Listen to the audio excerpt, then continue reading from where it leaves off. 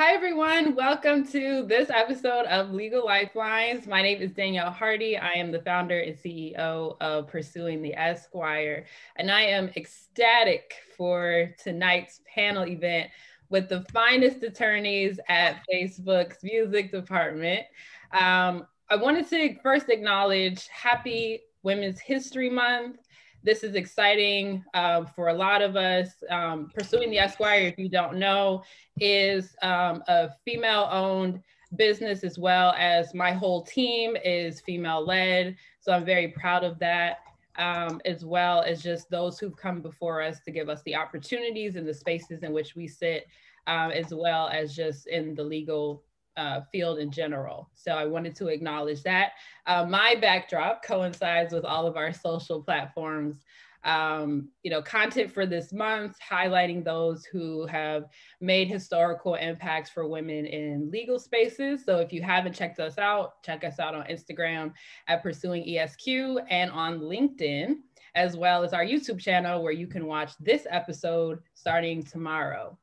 So I'm going to go ahead and get started with Pursuing the Esquire's first collaboration with Facebook Music. And I'll go ahead and start off by introducing our amazing panelists.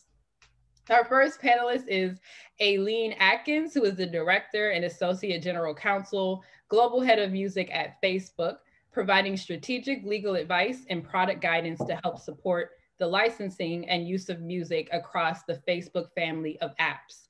Previously, she was a partner at an outside law firm providing business, legal, and strategic advisory services for a variety of digital media, software, technology, advertising, and creative entities. As SVP and General Counsel and founding member of both Napster and Cinema Now, and Digital General Counsel for Best Buy, she managed strategic negotiations and legal structure throughout each organization and division, as well as directly starting up and heading Napster's University division as its GM. As Napster's public company GC, she also led its M&A activity, securities, litigation, human resources, and intellectual property efforts, served as liaison to the board of directors, and helped direct the structure, negotiation, and implementation of its stock sale to Best Buy, related tender offer, and corporate business integration. She served on the board of DEMA, the Digital Media Industries Business Association, and DECA, the industry's consortium of major movie and television studios, technologies, companies, and retailers. She was previously at Universal Music Group, Atlantic Records, and Latham & Watkins, graduating from the University of Pennsylvania, the Wharton School, and Harvard Law. Welcome, Aileen. Wow, you make me sound really interesting. I can retire now. Happy to have you on. Pleasure to be here. Thank you. I would have written a shorter one if I knew you were going to read it all.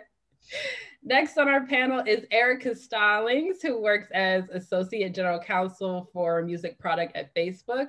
Prior to joining Facebook, she worked as an attorney at BMI before moving in-house, and she spent 6 years in private practice with a focus on litigation and intellectual property.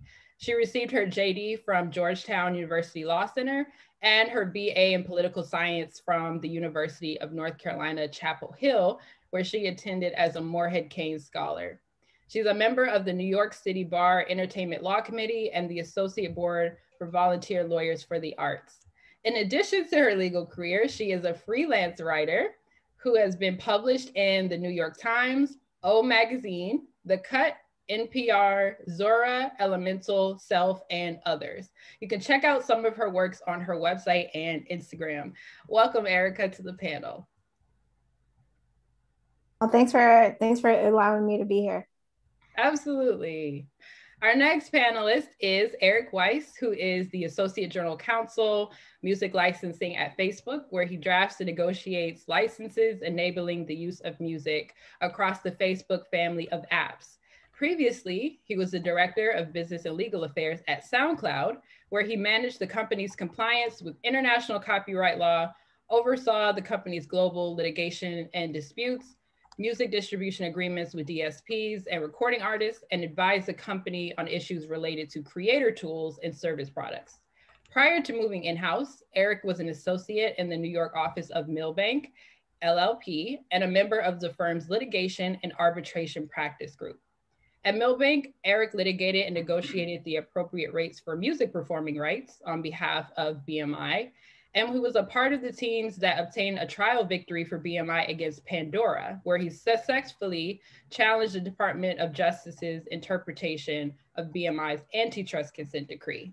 He graduated from the University of Michigan and Georgetown University Law Center. Welcome, Eric, to the panel. Thanks for having me. Always super cringeworthy to hear my bio read out loud, but I appreciate it. Looking forward to chatting with you all. Thank you. And finally, Maddie Batlivoy. Maddie heads up the North American commercial music legal team at Facebook. And in this role, she and her team work on music deals for Facebook, including labels, publishers, collection societies, and distribution partners. Maddie has a JD from Columbia Law School and a bachelor's degree in economics from Brandeis University. Prior to Facebook, Maddie was a commercial counsel on the music legal team at Google. She started her career as an associate at Morris & Forster, specializing in technology and content deals. Welcome, Maddie, to the panel. Thank you so much for the invite. Absolutely. Let's jump right into our discussion tonight. I'm really excited about this area because not only does this intersect with what I do, but it's a really interesting area of law where both music and tech intersect. And it's not an area in which I think law schools do a really good job at exposing students, to the possibilities and options within IP law or within entertainment law. So if we could have each of the panelists start off with sharing with us, what are the top 3 things that you'd say to aspiring lawyers who want to work in this area of music and tech should know coming into the field? And can we start with Aileen? Sure. So the first thing is just bring your curiosity. It's a super exciting, ever-changing space. And, if you have a passion for it, there's going to be something that'll strike your interest. The second thing I would say is what has helped me has always been to know the technology, play with it, learn it. If you can, as a user, and that really actually helps you understand the nuts and bolts of what's underneath it. And it'll give you an understanding of what consumers and what other people are looking for when they look at the product. And the third thing I would say is, the fact that it's new technology means that you actually don't know less than anybody else about what's new. And so, the first thing people will think about is they'll come in and they'll say, well, I'm younger, or I'm behind, or I'm new and I don't know. But what the truth is, at a company like Facebook, I'm actually an anomaly. I'm older than, by a long shot than a lot of people, which is one of the reasons I colored my hair before doing this panel. But, the younger you are, in fact, the better it is sometimes from a tech standpoint, because you're more in touch with what our target demographic is, and you will have used all of this technology in your education and adolescence and growing up and all the things. So don't look at it as something that you have to fight through. Look at it as an advantage. No, that's great. I think that's a really important, point to come in with, especially with all the new platforms that are popping up nowadays. There's Instagram, there's Clubhouse, there's always a new app. And I think that helps you to bring to the table knowledge of all of those things, because a lot of times Facebook has a share feature, or there's music that you can add, to an app. So all that's important knowledge for sure. Erica, can you add to what Aileen was talking about? Yeah, I would say a few things. I think a lot of times people will say, I want to be in entertainment, or I want to be in music. And that's like really broad. And so I think spending some time in internships or in the informational interviews you do, figuring out like what part of music you want to be in, whether that's a label, or if it's doing the talent portion of it, or if it's being an M&A attorney at a music company, right? There's many, many different paths to being a music or technology lawyer. I would say some advice that I got when I first went in-house, which I think is applicable to this area, is figuring out like how the company makes money, which I think will help you to understand like what the legal challenges are. Yep. And then I would just say finally, like, if I were in law school right now, I would definitely be taking classes on privacy. I would be thinking about getting my CIPP certification. Privacy touches everything that we do, even in the music space. I would also pay attention to, weirdly enough, like private equity. Copyrights are the loudest thing that private equity companies want to buy. I don't fully understand why, but it must mean something. So knowing that now will help you as you're coming into the industry.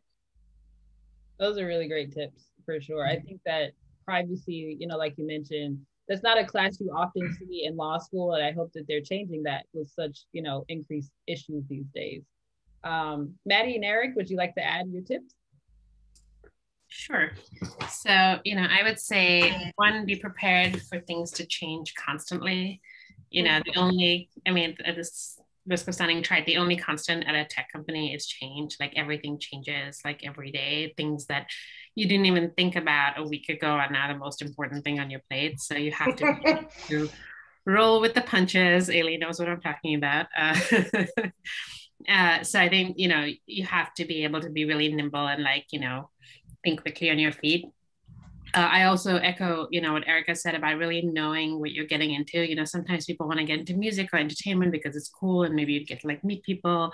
Nothing that I do, involves meeting artists or people in the entertainment space. It does involve spending lots of time in conference rooms, negotiating deals and really digging deep into the technology of what we do to understand what rights we need. So, and I love that, by the way. I'm dorky enough. I love that kind of stuff. So it's exactly right for me, but it may not be the right move for everyone. So really, I think thinking through exactly what you're looking for.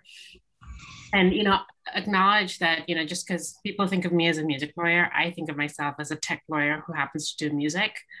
Because when you're at a tech company, it's all about the technology and understanding how that ties in. As I said, if you don't understand it, you don't know what rights you need. And then, you're not doing your job the way you need to be able to do it. And as Aileen said, everything is so new that it's not tried and true, these are the rights you need. It's always something different and something new and something you have to think through. So, you really have to think about yourself that way. Those are really great points. Yeah, and I would also plus one Erica's advice to take privacy law or think about exposing yourself to that. I wish I had thought of that, frankly, in law school. But if you're a law student or a junior lawyer and you can expose yourself to those issues, whether it's what's going on in the States, whether it's GDPR or other things happening internationally, every tech company that deals with users is going to be facing those issues. And so even if you're not going to work to become an expert in the field, knowing that even as a generalist at a higher level is super, super critical if you want to work in tech. The other things, it's hard to add to the great points that everyone's made. The other ones on my list were be nice. As a former litigator, that might sound surprising to say, certainly to some of my former colleagues it might be, but in particular in music, it's a really small world of folks that do this. I mean, if you were to just look at the bios on our team, both legal and business, a lot of folks worked at the same firms together, at the same record companies together, at the same music publishers together, at Google, at other places. And so what goes around comes around. Lawyers often trade on reputation, and there's a reason for that because it's hard to really know, the kind of work that you do. And so I think being nice, and I don't mean just being nice to the people you work with, but be nice to your adversary, be nice to the paralegals, be nice to the secretaries, be nice to everybody that you come in contact with. It really can't ever go wrong. And then the last thing, sort of picking up on a point Maddie was making about, these are complex legal issues that we face. And they're constantly changing, but we're the lawyers and we're often giving advice to people that don't deal in those complex issues, particularly at a tech company. And this is something I still grapple with, but I think honing your communication skills and really sort of always thinking about who your audience is when you're, writing an email, when you're in a meeting, because, folks at a Facebook or at a Google or a tech company that are building products are doing it thinking about different things than you are. I mean, our job is to issue spot the legal concerns. And so it's often hard to explain and distill down those complex topics into sound bites, but that's really what our job is.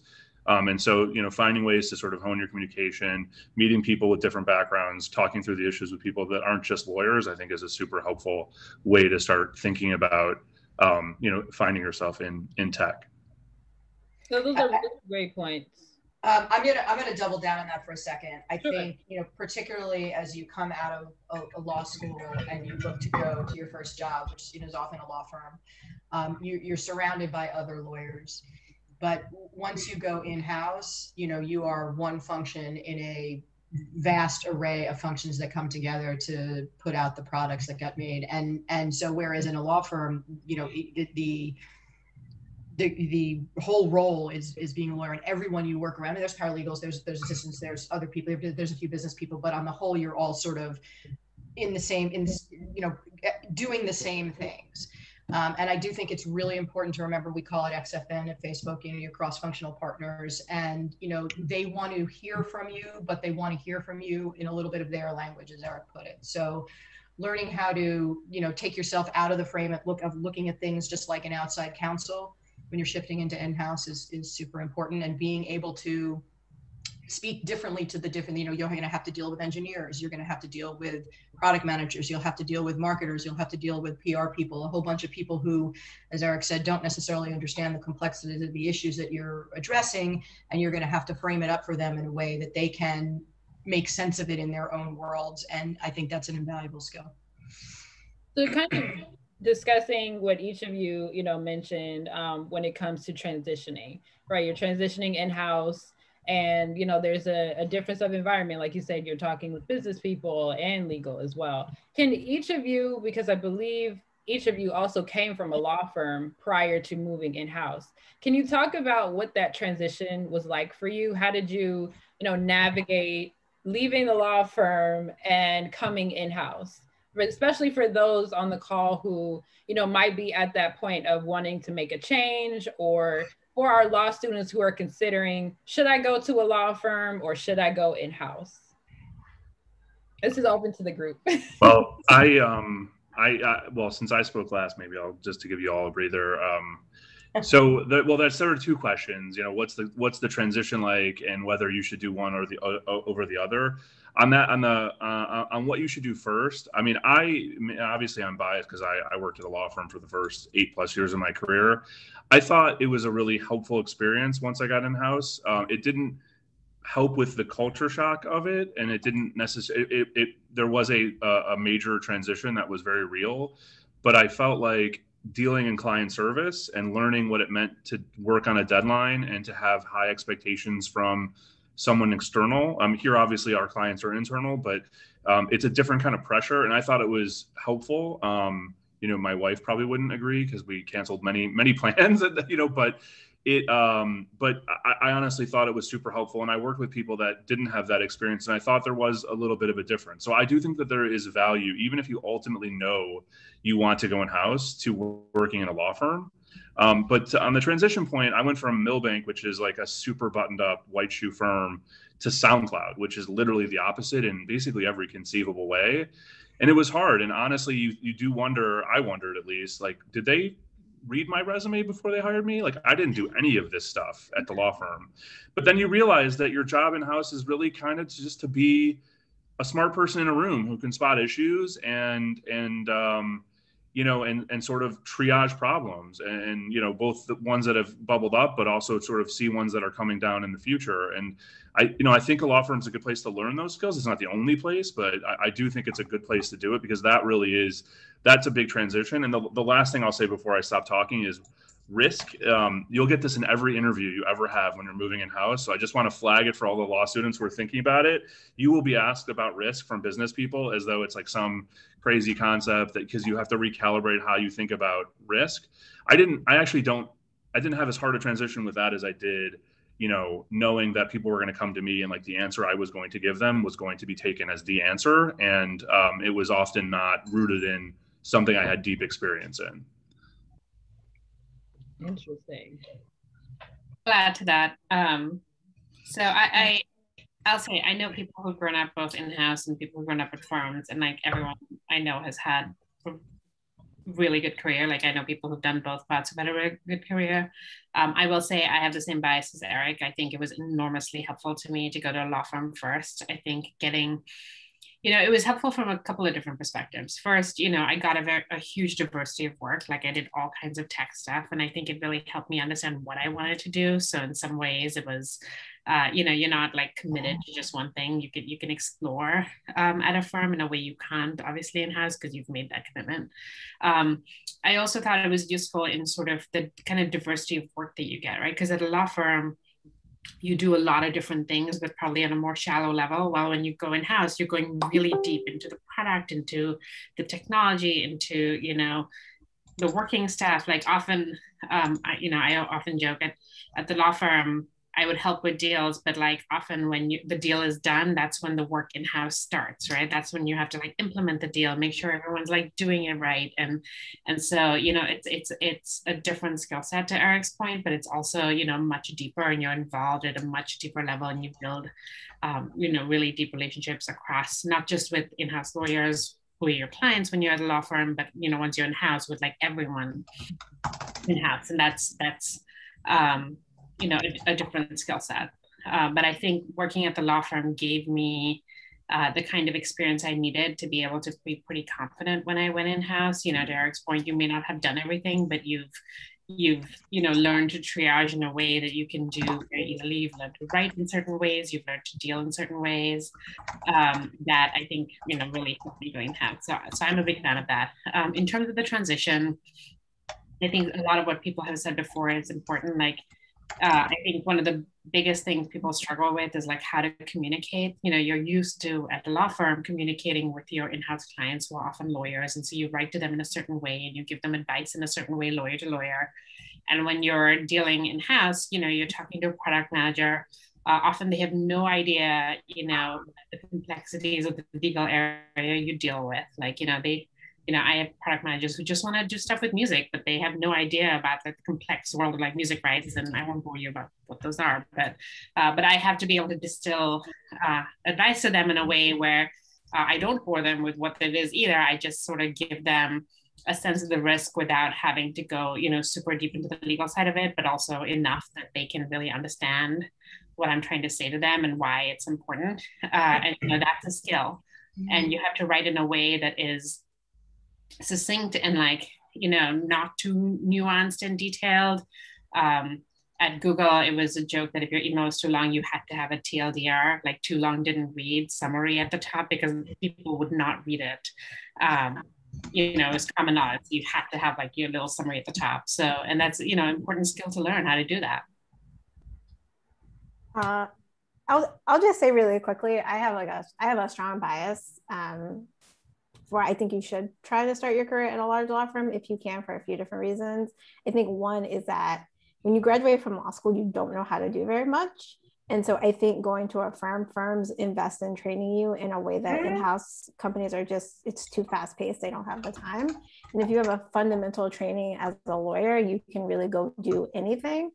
And the training I have in big law has even helped me in other areas of my life. Like, with the freelance writing I do, like sometimes my editors are like, oh, I give you all these comments and you answer them. And I'm like, yes, because when I was an associate and a partner made comments in the brief, I had to like respond to them, right? And then also, to be blunt, I mean, in-house, often when you go in-house, they don't pay the way that big law firms pay, right? And like, I like money and I like spending too much money on clothes. So I also appreciate the time that they spent in a large law firm, right? And also, like, when you think about your career trajectory, like when you go in-house, or if you start in-house, you're often going to go in at a junior role. The promotion track might be a little bit slower than it is in a big law firm, right? Versus you start your career at a firm, you can go in-house at a more senior level. So those are just some of the like practical aspects to think about. In terms of the transition, I actually think what was most challenging for me is that when you're at a firm, people hire you and, you are the authority. Whereas like when you go in-house as a lawyer, you get to give an opinion, but you're not really the decision maker.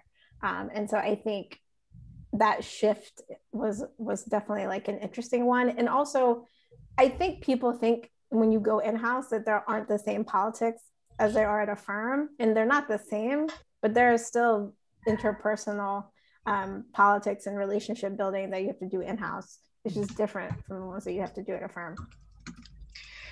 So I have a bunch of things to say, and I'm pretty much known for meandering, so I'll hopefully come back around.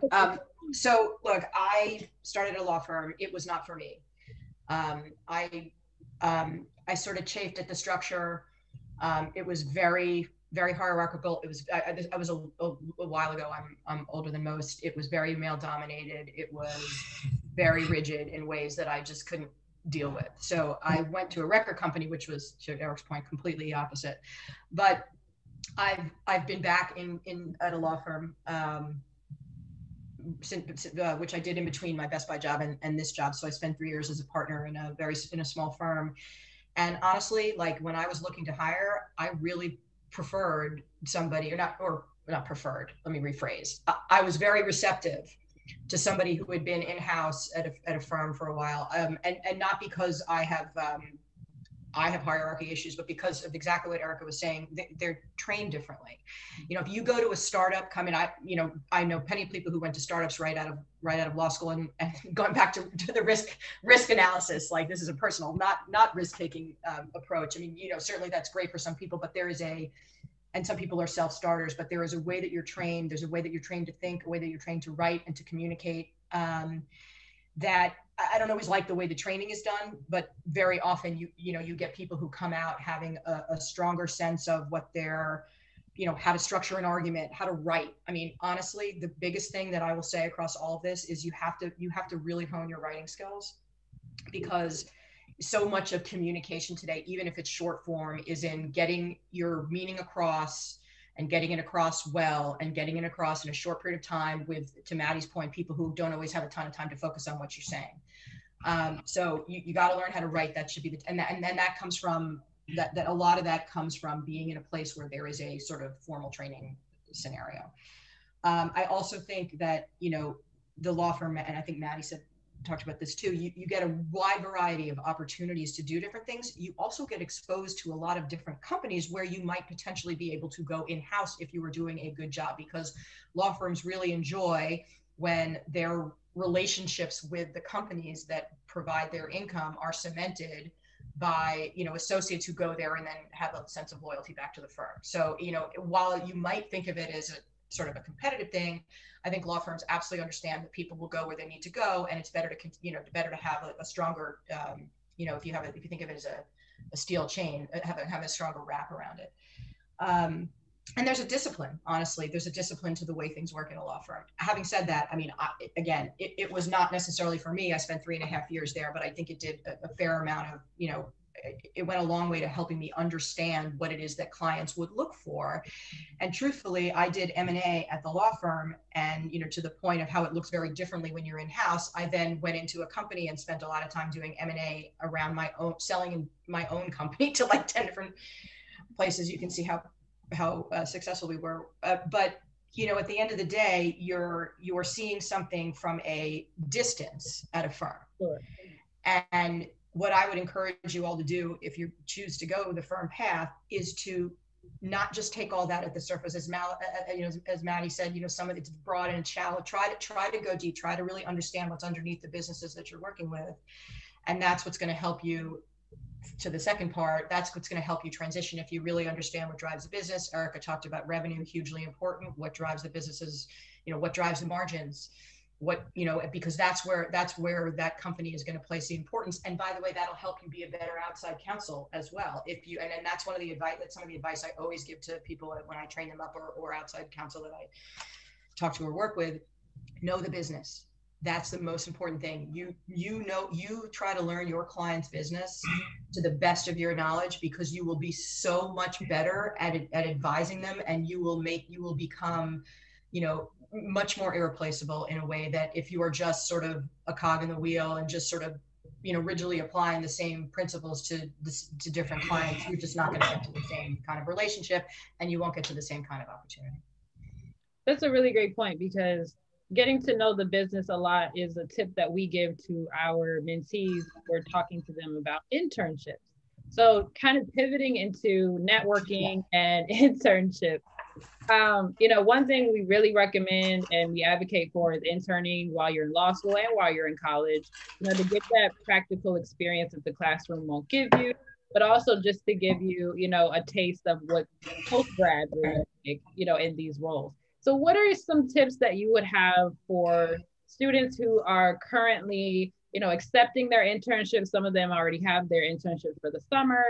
and they're getting ready to start those in a few months, and some are still looking. And we also have some 3Ls on the call who will be graduating soon. So any tips for those who are currently interning, what they can do to, learn the business while they're there, or learn the firm culture while they're at the firm, or how to make the most of an internship at that point? Any tips do you want to give our viewers? I'll be really quick. I think one, if you're doing an internship, try to leave with a really good piece of work product, like a writing sample or something that you can use for future work experiences. Something I did not do effectively as a summer associate is I was like, I just got to do really good work. But like succeeding as a lawyer is because somebody has invested in you. And so making sure you're building relationships with people so that like when you come back to an organization or you come back to the firm, there are people who are excited about you coming back. So I would say do excellent work, but also like make sure you're building the social piece. And then I would say whatever internship you're doing this summer or the semester, stay in touch with people. Even if it's just dropping them a note at the end of your semester, like, hey, I just finished, or hey, I made this journal, or hey, I'm graduating. Because this is how you start to build the network that you'll use for future opportunities. I agree with all of that. I will say, I think Erica sort of nailed it. I mean, it is, the relationship's the most important. I mean, I get asked a related question about like how you should pick where to go if you are, lucky enough to have a choice. And I always say pick based on the people, like really invest in like going back, visit places again, like, get to know the people, because these are the people you'll be spending the majority of your waking hours with when you're working. And so, it is really important to, more than all of the other factors people tell you to look at, like prestige and other things, to me, like the people make the most difference. The one piece of advice I'll add to is never be afraid to ask questions. I mean, I think there are a lot of people who are scared of looking dumb or like, this is a stupid question, but like, especially like, I'm in tech and I've never come across someone asking a question where I'm like, that's a really stupid question. Like it's usually a question that's on like everyone's mind and like everyone's like, oh, I shouldn't ask this. But I tell people the only thing that can make you look silly is if you feel like you know all the answers without having asked the questions. I mean, that is what people get scared of, because they feel like you haven't, learned enough to like know enough to answer the questions. So and especially if you're trying to get to know a business, like ask the questions. I think, when you show interest, people are genuinely interested in helping you. So, it's not wasting people's time or doing something wrong. It's like the best thing you can do. Great tip. Yeah, I don't know if I have anything. I think I wrote down some of what Erica said, and I'm hopefully going to apply it in my own life, because that was stuff that I definitely didn't do. And I mean, maybe do now more in my, post-grad life.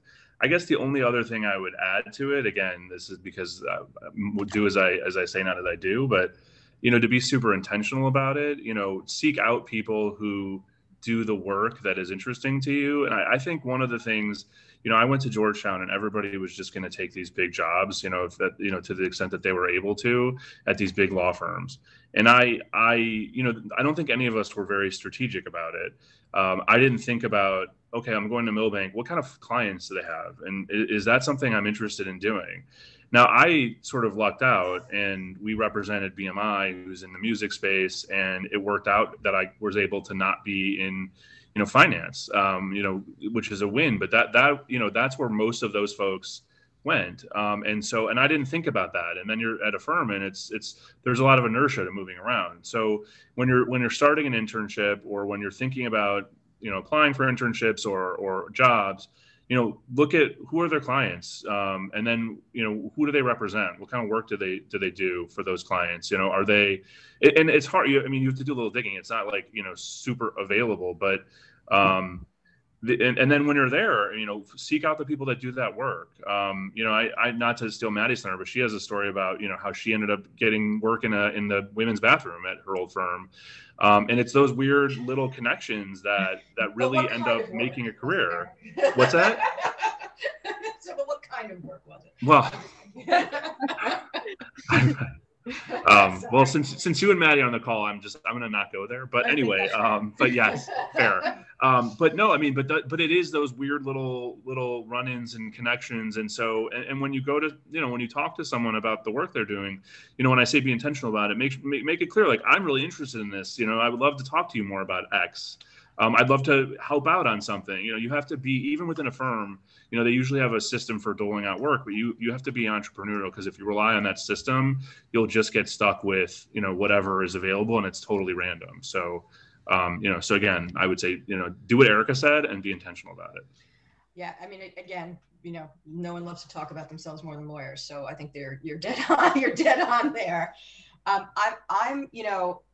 I really think I would really just echo what these guys all said. And again, I'm sort of looking at this as somebody who most recently has been in the hiring seat for things like this, as opposed to the internship seat. And I'm just thinking about what I look for, right? So I look for enthusiasm. I look for like good questions. Being intentional is important, and being educated is important. So if you are, it's the one thing I used to tell my people all the time is, you can ask me whatever question you want, but I need you to have given thought to it first. Right. So like, I don't care if you don't know the answer. I mean, obviously I've been here longer, but if you're just like coming to me because you're not, you don't want to do the thinking, or you want to get a quick answer, like those things are not going to impress me. What's going to impress me is, if you come in, you've looked at it, I'm not expecting that that you have a treatise in your heads, but just come in with an angle, and then have a discussion, because, I'm always learning things that are new, always. I have 15-year-old children. They teach me new things all the time, and they have not gone through law school. I mean, there's so much out there. There's so many different ways that your perception can be shaped by people who have a different viewpoint. And so, don't be afraid to share your viewpoint. And again, like, I'm very passionate about what I do. We are all very passionate about what I do. And to Maddie, to all the points about going someplace where you like the people. I mean, we have a team of people who, I consider as close as family, and we built that very intentionally. And look for that, because that will make a huge difference. Like, if you're going out and doing fun stuff, and you're doing fun stuff with people you really like, that's not just a job, that's life. Like, that's a real, I look at my career, and I have ups and downs and things and that, but like, on the whole, like, I'm engaged, I'm challenged, I work around people who I want to be around and I want to learn from. And that's the only other thing I will add to that is, you have to put that advice up against the go to a big law firm advice. And those two are not entirely compatible. I mean, there's a lot of people that, that are great and fun in firms, but on the whole, the environment is not the same as an environment in a tech company, where we had a whole day off basically for Women's Leadership Day yesterday. And, all these women are sharing their stories, and we can have, manager seminars around how to better show care to the people who you work with. I mean, that's the way that it's very different, but you can find those pockets in a law firm, and you can find the people. I mean, some of my closest friends are the ones that I went through summer associate and early associate life with. So, those are just the things about that. I would say, like, about that tension Aileen just talked about, I'm probably the most impatient person on the planet. And so, like, particularly when I was a younger attorney, I was like, I don't want to be at a firm. I'm very ready to be in-house. And something someone said to me is that, like, your career arc as an attorney is very long, right? Like, I've been practicing for 10 years, and I feel like I'm still, like, at the beginning of my legal career, right? So, there are going to be times where you have to do the thing to get the skills or to get the name brand on your resume, but it will enable you to then go be able to do the other thing, right? Yep. So, sometimes you just have to pay your dues. Yeah. And look, sometimes it's an environment that, I mean, I'm not, just to be clear, that was not the right environment for me, but it is actually a great environment, and it's a place to really learn and, like, grow and meet like-minded people. And sometimes it's good to be around other lawyers, because you have, like, a language that you speak. And, the point about the money was not a small one. I took a 50% pay cut 3 years out of law school, and that was not, to go to a music company, and that was not easy. So, like, I want to acknowledge that, like, there are, a whole bunch of practical realities. And also, like, I had a fucking great, this is being recorded. I had a great time as an associate at a law firm. Like, I went to the firm where, like, I had the most fun experience when they were recruiting. right? And then I ended up to Eric and Erica's points, like I went back to those people when I got back to the farm. And I, even if I didn't work with them, I made sure we went out for a drink or dinner, or we like share dinner in a conference room, which is much more likely, and that, sort of elevates the experience. I think a running thread that I'm hearing in each piece of advice is the importance of relationships, with coworkers and with clients. And so I want to segue into the power of networking, which is all about relationships. One of the top questions that we normally get from students, and just as a quick reminder, we will be having a Q&A at the very end of this. So if you have a question, feel free to drop it in the chat. Well, for networking, one of the biggest questions we get is, how do I network as a law student? How do I do it in a way that's not annoying? How do I do it in a way that's effective and not just, a single, meeting and then that's it? So if each of you can give your top 3 do's and don'ts, combination of either is fine, on networking with attorneys. Because I think networking with attorneys is a special superpower than regular networking sometimes. So any tips for our viewers for both college and for law students, and for recent grads, on good ways to effectively network and create those relationships? Do's and don'ts. I'm waiting to write down what Erica says, because I'm terrible at it. I mean, I don't know. I'm talking too. I don't know. I don't want to anyway. I don't want to talk too much. Oh, just talk. Anyway, so a few things, right? Like when you're a college student or a law student, the bar is like really low, but you would be surprised how many people don't clear the bar. And what I mean by that is like being on time, having a few questions just written down that like I can tell that you've looked me up on like LinkedIn, right? So if you do those things, I'm gonna enthusiastically have a call with you as like a student or a law student, right? I think people get really stressed. It's a really low bar to clear, right? I think being genuinely curious about people, right, will always serve you really well. Finding common connections. So like utilizing your alumni network, both like college and undergrad, or activities you've done, right? And also figuring out like what type of networking works for you authentically. So for me, like my best networking is like, when you're a law student, you can get involved in like the city bar committees. They take student members. You can join like the ABA, and they have law student fellowships, right? And that gives you an opportunity to naturally network, because you see those people once a month. You get opportunities to rate things. And so I think sometimes figuring out how to build your brand so that people network with you. So they're like, wow, that person is publishing on LinkedIn or doing this thing. I like want to talk to them and like meet them, right? But you kind of just have to figure out the thing that authentically works for you. Yeah, I would just say that in my experience, networking was kind of like an Alanis Morissette song. I felt like there were very few opportunities when I was at a law firm and I needed to network, and a lot of opportunities when I was like at SoundCloud or at Facebook, and it was cool to other people. So it can be discouraging, which is why I'm saying I'm going to write down what Erica said. I was terrible at it, but I guess what I'll add then, since I've now decided to speak despite that, is internal networking. I feel like when we talk about networking, we're usually thinking about reaching out to folks in the industry. I'm a student, you're a professional. But I mean, I think an underappreciated form of networking is the type of networking at the company that you're either interning at or working at, or if you're a law student, if you're doing some sort of externship at. And it's not just the folks that are managing you while you're doing it. It's I'm doing an internship this summer and I find what you do is interesting. It might not be adjacent or at all relevant to what I'm working on or what I was hired to do, but I would love to go out to coffee with you. That is first of all, the barrier to that is it's super easy. It's really hard for the person to say no. You're working together, you're colleagues. It's hard to ignore you. Again, you're in the same building, hopefully, or on the same Zoom or whatever.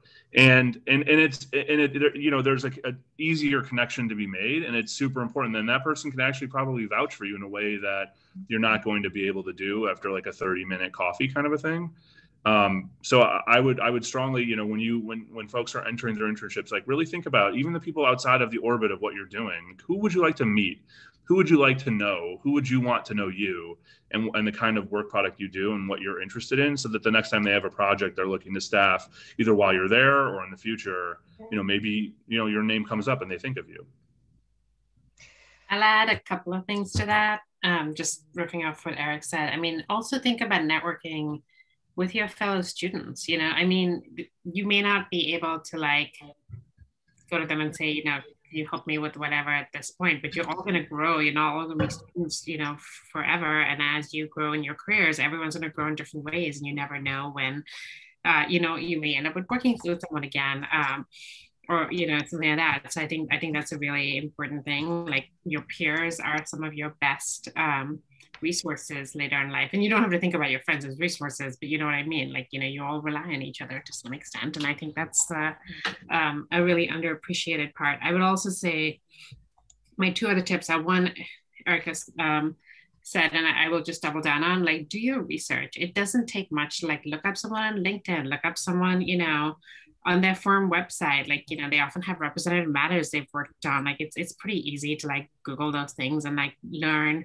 You don't need much, like 3-4 facts like that you can like get genuine questions from that you can ask. I mean, the people who impress me the most, the ones who've done, and it doesn't take long, like some research, they know what I do, or they know what the firm or company I work for does, or they know what's interesting about that. And I think that really makes someone stand out.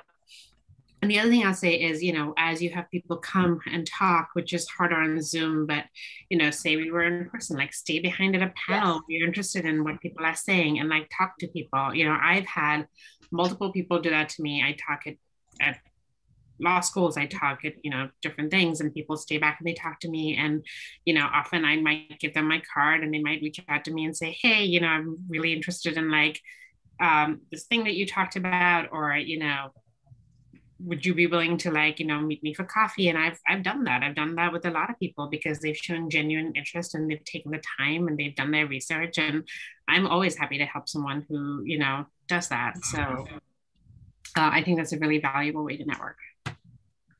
I think you guys covered all the things that I had written down. A couple other tiny things I've had, don't randomly send out LinkedIn notifications without that kind of a real like entree. And I don't mean person entree, but like a hook, because I won't answer them. Like, I just like, you're not the only person who's done, and I don't mean this obnoxiously at all. And it's not about like, I do a ton of things like this all the time, but as Maddie said, like, our time is short, and I've got kids, I've got a lot of work, wife, all the things. And so if I'm going to be engaged, and if I'm going to spend my time really working with somebody, it's going to be somebody who I'm engaged by. And don't underestimate. And by the way, it could be, I'm a scuba diver. I'm like, whatever. Like, you could come at it from a zillion different angles. It doesn't have to be like, oh, I'm thrilled by, the intersection of safe harbor law and whatever. I mean, it doesn't need to be that. And the other things that I had, or I would prefer. If you're me, it does help if that is. Yeah, exactly. So the other things that were very similar to what everyone already said, which is use your own network and come up with a plan, and don't just target random people that you think look interesting. Use a pathway. And the other thing is what Maddie said. Go to events. There are a zillion digital music things. Yes, sometimes they cost money, and so I'm not minimizing that, but like, you can find things that are open to the public, or you can, or you can find things that are interesting enough that are through your school or whatever, and approach the people afterwards. Ask good questions. It is so much easier to engage people in person. And Maddie is exactly right. I will remember you. I have connected with people that way. Someone just walked up. Look, it's like, it's like dating or anything else, where you form connections with people and you get interested in, them as, humans, and look at me as somebody who's not, who's like, I am genuinely interested in this. I would not do these things if I were not interested in mentoring people and helping them, like, be better professionals and, be better people. And so, but time is short, and so find, and it's not, everyone's not going to be for everyone. It's again, like, it's like matchmaking, it's like, you may gravitate towards different people or different types of law or different types of business, and focus a little bit on those things and dig deep in the areas that you're interested in, rather than go broad to find something that will randomly connect, because it will be perceptible.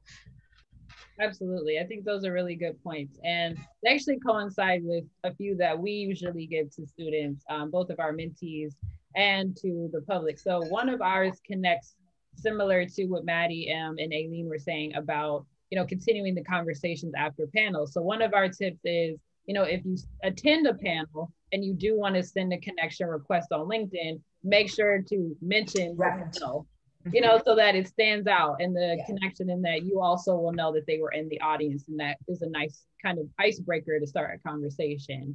An adult that we like to give is not to ask for a referral currently where they work on first interaction.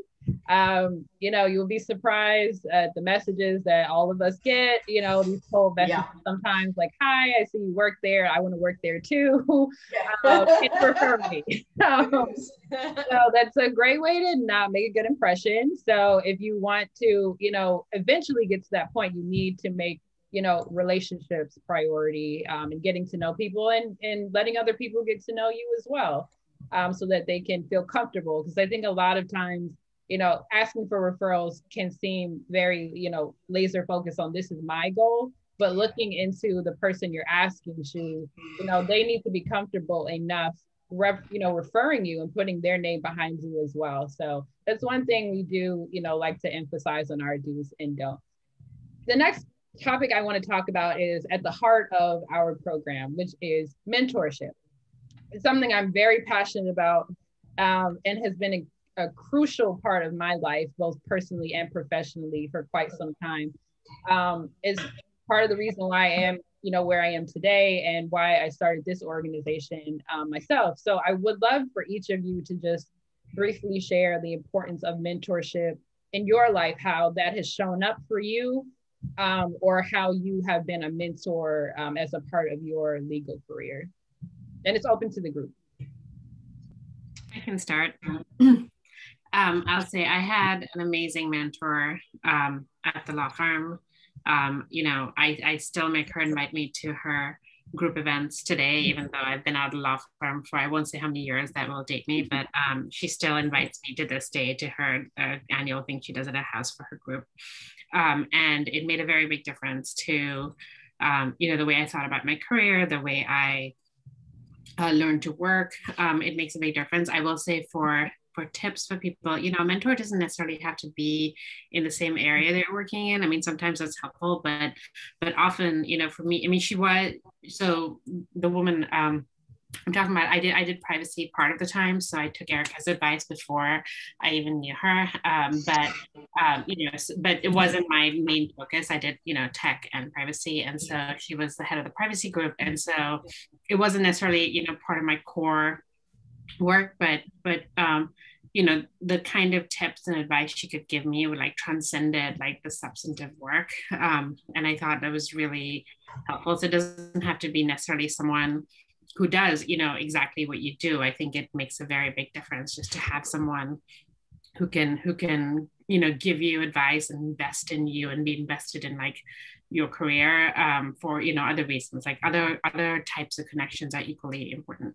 I would also say I've mentored a lot of younger lawyers over time. And I think, what makes a difference to me is people who bother to keep in touch, who stay in touch no matter what, even if they don't need something from me, we just talk. I mean, I still have people I've mentored at the law firm and all who are doing something completely different, but they'll send me a random text or a random email. And I think that makes a difference. I mean, we still, I still today, even if it shouldn't all be about I need this from someone, it's about building a relationship. And I think that to me is the real key.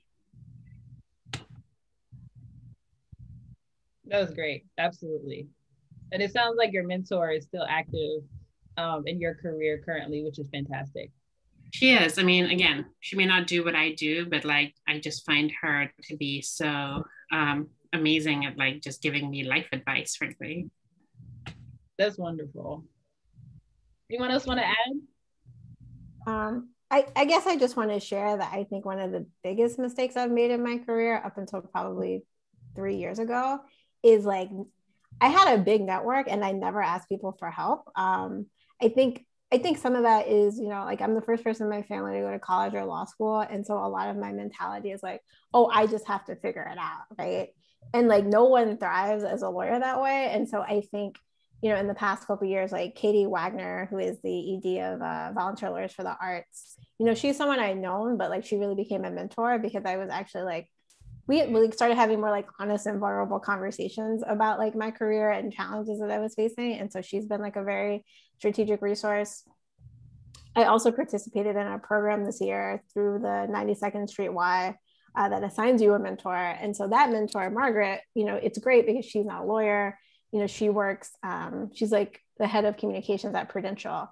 And she's just great because she always has really strategic thinking. Like I can come to her with an issue and we will like just map it out for like an hour and a half. And so, yeah, I guess I would just stress to not be on an island because it, you know, it might work for a little while, but it doesn't, it's not going to work forever. That's really good advice. Go ahead, Eric. I'll finish out. Okay. Yeah, I mean, not a lot to add to that other than, I mean, sort of piggybacking on Erica's point. I think good mentors can come in like a variety of different sort of flavors, not to use like a weird pun, but you know, they don't have like, I think you think of a mentor as like someone who's significantly older than you in the field that you're in, and it doesn't have to be that way. You know, I had two mentors at the law firm I worked at, and I don't think I would have lasted as long as I did at the law firm without that kind of guidance. And it's because it really is so important to find someone that's actually invested in you, and in particular at a law firm when often you're seen as a billable hour. It's to find someone that actually cares about, you know, what your trajectory. It's a rare thing, but it's such an important thing. And one is, you know, was a Canadian bankruptcy lawyer who, you know, really got me through a very trying time in my career where I was working on a very large bankruptcy case, completely relevant to my current work, as you can see. And he, you know, and it was let's hope not. yeah, well, yeah, seriously, maybe. Well, no, I was going to say maybe in my past job, but no comment. Anyway, sorry. Got it. You know, he and I still, you know, text. He retired, so you know, but I still get the text. You know, send pics of the kids, that kind of stuff. And then another mentor was someone who made partner a few. You know, she's a few vintages ahead of me, but not much. And you know, she and I had a coffee last week actually to catch up because I hadn't spoken to her in a while, and we scheduled it for 30 minutes and talked for 2 hours, and just about all kinds of stuff, about some of the stuff we're talking about today, frankly, about law firms and, you know, how to, you know, career paths and like what we've, you know, things that we feel like we should have done better or could have done better, you know, in our own lives. So I do think, you know, I think I said earlier, be intentional. I think with finding mentors, maybe be a little less intentional, because I think the best mentors are ones you're not necessarily looking for. But they're sort of a more natural thing that happens. But they are super important and certainly have been a big part of my career. And I don't know that I would have made it as long in private practice if I did. And I don't think I would have been here if I hadn't done that. So it's sort of, you know, one after another. Wow. Yeah, all of this is it's so fascinating. So I can make this very brief. I had no mentors, basically. I was at a law firm for a few years, but as I said, I was not sort of long-term material there. I had friends, a lot of friends, but no real mentors. And then going to the music industry in my 20s, in the 90s, was a big change, but not necessarily for the better in terms of mentoring. And then, so I had one boss for a couple of years in the early 2000s who, you know, supported me. Short of that, I sort of quickly learned that I was going to have to do it myself. And to Erica's point, also, I'm not good at asking for help. That's just not my strong suit. I'm sort of the caretaker type, and that's the way that things have rolled out. I think a couple things. I think I have missed out because of that, but it has made me double down on wanting to be able to be that kind of anything for other people. I'm actually a little bit of a chameleon. I can be different things for different people if they need me to be. I don't know that people would see me that way necessarily, but you know, I can shift into wherever that person's issue or passion or center of gravity is at the time, and be engaged and want to help and support that. And so I think part of that is coming out of not having it, and part of it is just, it's a little bit of my personality, and you've got a bunch of people who work for me, so they can agree or disagree. But it's one of the things that gives me the most pleasure, is to be able to help people frame and reframe and better themselves in every way, and professionally, yes, no question, but also personally. And again, I'll sort of put in a plug for working at this kind of a company, which really exaggerates and prioritizes the personal as a necessary and 100% integrated part of the professional. And so I felt really lucky to be able to be at a company like Facebook this late in my career, where I can be in an organization that holds up structure around mentorship. And so those are the lessons that I've taken from sort of going about it wrongly or without support. Danielle, I want to make sure we have time for questions. I'll just add one thing, which is maybe the subject of its own panel. So I think it's really important to understand the difference between mentor and sponsors, because women are often over mentored and they are under sponsored. So a mentor is, someone you can go to for strategic career advice that you can be very vulnerable with. You can, talk about challenges, right? Whereas a sponsor is someone who maybe is not going to know as that type of stuff about you. What a sponsor is someone who, like, when you are not in rooms, is like talking you up and like identifying opportunities for you. So sometimes there is an overlap, but there are people in my network who, like, they are my mentors. I will cry in front of them. And then there are people who are sponsors, and the only stuff they know about me is that I'm amazing, and I need them to go tell other people that I'm amazing. So I think it's important to just like always be thinking about how to identify both of those types of people, because you need both. That's so important. I really appreciate you making that distinction, because I think sometimes when students are looking for a mentor, they're expecting that mentor to serve as both. And sometimes, you need separate people to do those things. And like you said, to see you in different ways.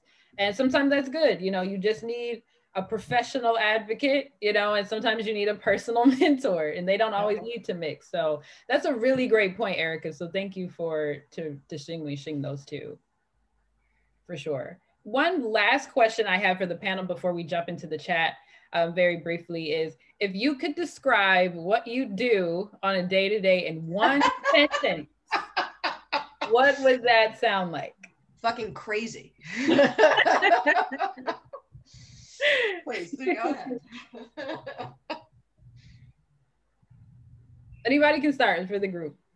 I put out fires. Yeah. It's a good one. Yeah, I think it's a lot of, you go into a day thinking you're going to do one thing, and maybe you do a little bit of that thing, but usually you do a lot of other things. If, not to be vague, but I mean, that's kind of how it goes. Particularly in-house. Again, that's, I think, a big distinction between being in-house and being at a law firm, where, especially as a litigator, you're working on a particular thing, and that was the thing you're going to do, and that's what you did all day.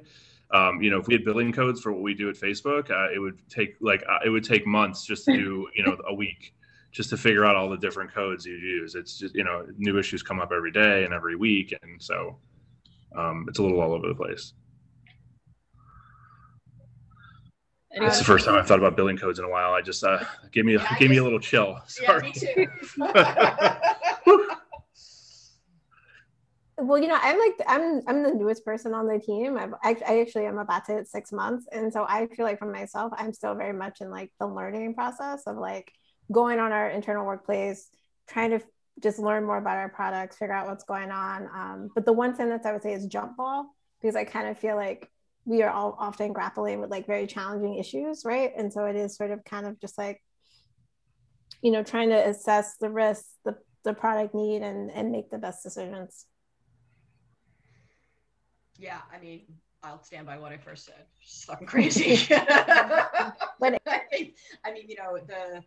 but I live for that. Like, I thrive on, moving from one thing to another, and having a general overview sense of what the purpose is, but having to apply it all very differently. And, you know, again, I wake up in the morning and I know what's on my calendar, and it's usually too annoying, like it's just too full. But, you know, each one of those discussions brings something, you know, new and different. And it is really like, again, I feel incredibly privileged to be able to say that I get up and I enjoy every single day of what I'm doing. And it is constantly challenging. But again, like, you can guide your career to the person, to what suits your personality, right? Like this suits my personality. Like I have squirrel problems, right? So, but plenty of people are, and I think best in conversation and you know, all the things, but there are plenty of people who are much more suited to, you know, quiet thinking or smaller groups or having a program for their day. Like, and I probably was much more suited to that when I was younger, though. You get you know, you can, you know, whatever, you settle into different ways. But, you know, there are, and not everyone in our team, we did a personality survey. We've done a bunch of them, and, you know, we're all different personality types. And yet we're all basically doing, give or take, the same job, but doing it a little bit differently. And we, you know, Maddie's great at doing this. Like, you know, we sort of do assignments based on what suits people best. And if you're going to be a really good manager, like, you understand what your people are like, so that you can give them the type of work and the type of exposure that, you know, where they'll most be able to thrive. And so it's all of those things. And the last thing I'll add is, you know, being able to, you know, tech companies are so different from the music, and being able to come in and be authentic. And yeah, I get checked a little bit because sometimes I'm too fucking authentic, but yeah, I get that. Right. So, but like, being able to come in and just be who you are, and be at a place and be in an environment. And part of this is because I'm, you know, I started out at a time when it was not like this, but companies are more and more like this now, where you can really be yourself, and you can really just sort of, you know, come in and engage with your day, and have it, you know, make it into what you want, and just, you know, be able to show the person that you really are. And that is, I think, you know, something that's really unique and worth calling out. I think that's a perfect way to wrap this part of our conversation. So thank you very much, Aileen, for saying that. I have a few questions in the chat. One is a question, so I'll summarize a few in the interest of time. So the first question is, as a part of a technology company that's pushing the envelope where it can be innovative and push things forward, how do you approach the balance of risk assessment and trying to maintain positive external partnerships? If maybe one or two of you could answer this question for our audience. Maddie, go ahead. I know the question says, we'll talk later. Yeah. I'll say, you know, it's exactly that. It's a balance, right? So every day, when I say I put out fires, you know, every day we think of something different that, you know, we want to do that's new and exciting and amazing. And it isn't necessarily what we were thinking about when we did deals, you know, a year ago, whenever, 2 years ago, or, you know, so you have to think about, you know, how does this fit in? Is this something that like makes sense with this deal? Like, do I need to go talk to our partners about it? Do I need to, like, you know, amend it? Or is it something that, you know, reasonably would work, you know, based on what the expectations were when we did the deal? And that's kind of how you think about it. And, you know, you have to think about, I think it all comes down to like relationships too. You know, our partners obviously understand that, like, at a tech company, things are always changing. So they're, you know, willing to work with us on that. But it's all about, you know, is this something I can make a straight face argument about? Is this something that, you know, they would be mad about? Is this something that I can look at them across the table the next time I'm doing a deal and feel like I did the right thing by my partner? And then, you know, because these are long-term relationships. And when by the way, when we were talking about networking, I meant to say it's not just about networking with your peers or like company people, it's also networking across the table. You never know when you might end up working there, or you might end up working for one of those people. I mean, I, at the law firm, used to negotiate against Google, and I joked that like I annoyed them enough that they hired me. So, but you know, I mean, it's a testament to relationships that they'd be willing to hire you after you've been across the table at like 2 o'clock in the morning, right? So, I think it's all about making sure that you're doing things that, you know, that you feel like you can like stand behind, and like you can maintain your relationship in the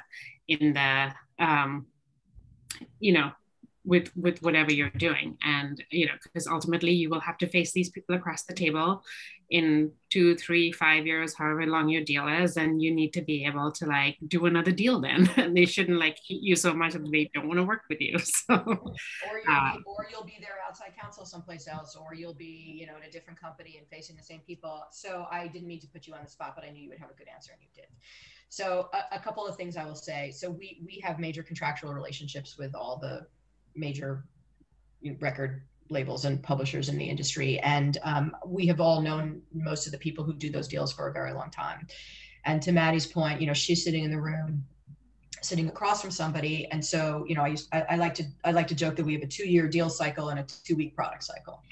So by the time you're doing the deals, you know, you're moving on to, can we do this underneath the deals? And, you know, very often we'll come to Maddie and we'll say, so can we do this? And it's not just a question of what's written in the agreement, but it's what she said to them over the table and the context and the tenor of the conversation that surrounded the negotiation of the deal point.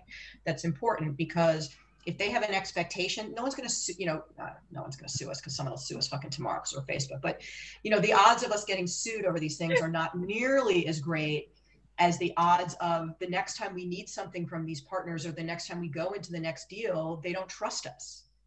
You know, it is, you know, and one of the things we haven't spoken about here in this, you know, it's relationships and mentoring. It's about trust. It's about trusting the other people across the table. It's about trusting the people that you're mentoring. It's about trusting your mentors or sponsors. It's about trusting the people you work with.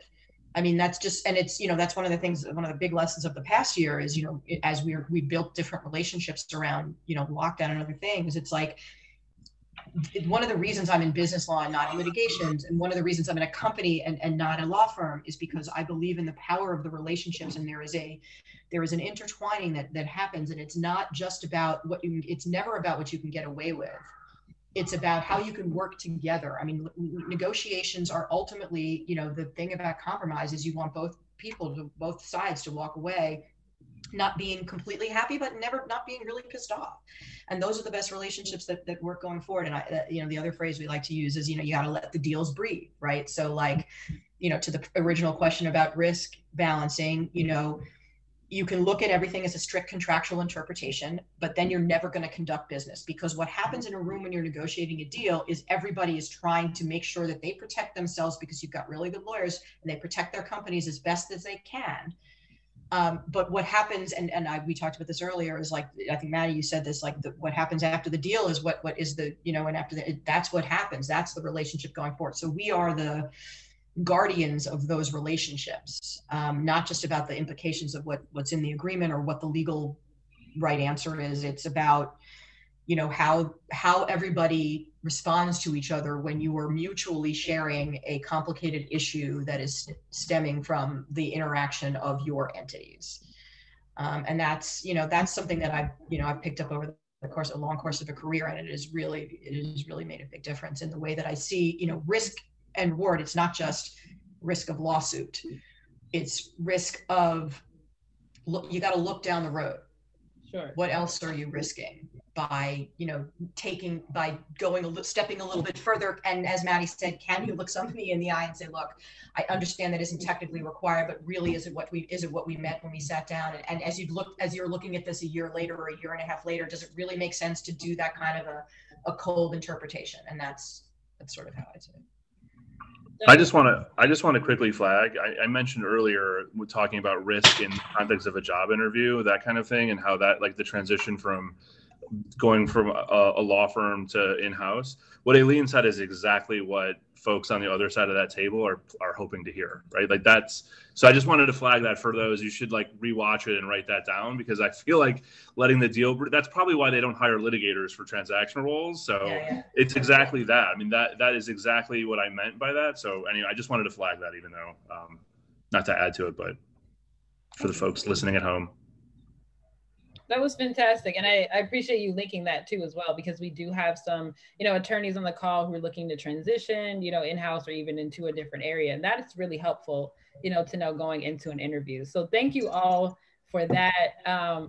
We're going to go ahead and end on this note. We really appreciate, on behalf of Pursuing the Esquire, thank you so much for this amazing panel and collaboration with the Facebook team. Each of you, I am super grateful for participating in this panel, for dropping all of those gems to our audience, as well as advice for me. I was taking notes for myself, because a lot of what you shared is really helpful to, for junior attorneys as well, like myself. So I really appreciate you all taking the time to support the program and to talk to our audience today. Thank you so, so much. Also, a special shout out to Aileen. She is one of our biggest sponsors of the program, as she contributed to our scholarship fund that will go towards our students. So thank you so much, Aileen. We really appreciate you and your support as well. And we look forward to having you all continue to be a partner with us moving forward with our program. So thank you so much again. Thank you, each of you who tuned in tonight. Stay tuned on our Instagram for upcoming episodes. You can watch this again starting tomorrow. Share with a friend. Make sure you follow us on all platforms. And if you want to get in touch with our panelists, they're all on LinkedIn. So make sure you find and connect with them as well. So thank you all so, so much. Have an amazing night. And for the panelists, I will be in touch with you very soon. Thank you, Danielle. Thanks for having us. Thank you. This was great. Thanks again. Take care, guys. Have a great night.